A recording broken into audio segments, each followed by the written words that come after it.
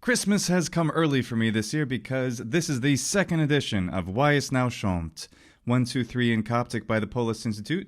The first edition, we have been looking at this here on this channel, Polymathy Plus, for some time now, for many months, and it's a wonderful book. And now the second edition is out. But you're going to want to get this one. I'm going to tell you why. And that's because this first edition, it's the first of its kind, making Coptic, a language that you could actually learn to speak and to interact with. That hasn't been done for a pretty long time. So it's a very impressive thing. And it's a proof of concept.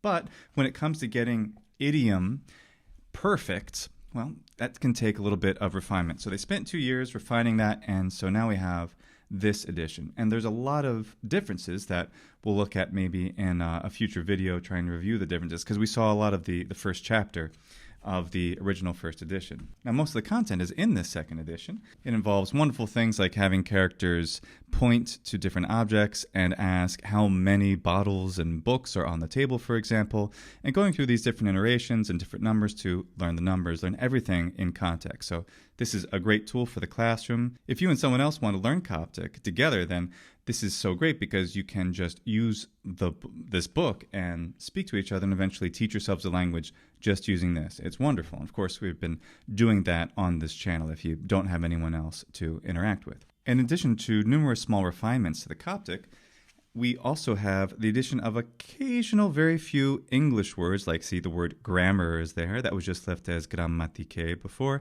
and words like here and there and to here and to there and so forth, for the sake of adding just a little bit of clarity, because this is such a different language than Indo-European ones with which most of us are the most familiar.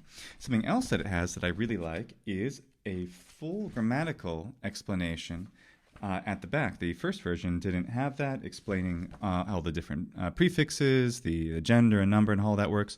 Coptic grammar really isn't that complicated when compared with, say, the complexities of ancient Greek suffixes, highly synthetic languages like that. Coptic does things very differently, but as soon as you get used to it, it's actually quite easy and very enjoyable to learn. To my knowledge, there is no other book like this that is teaching Coptic in an active way, so this is just an essential first step to taking this ancient language that was pretty close to dead and making it living again. So thanks to the Polis Institute for creating this. I'm so glad I was able to pick this up as soon as it came out. And if you want to get your own copy, the link to Amazon is in the description.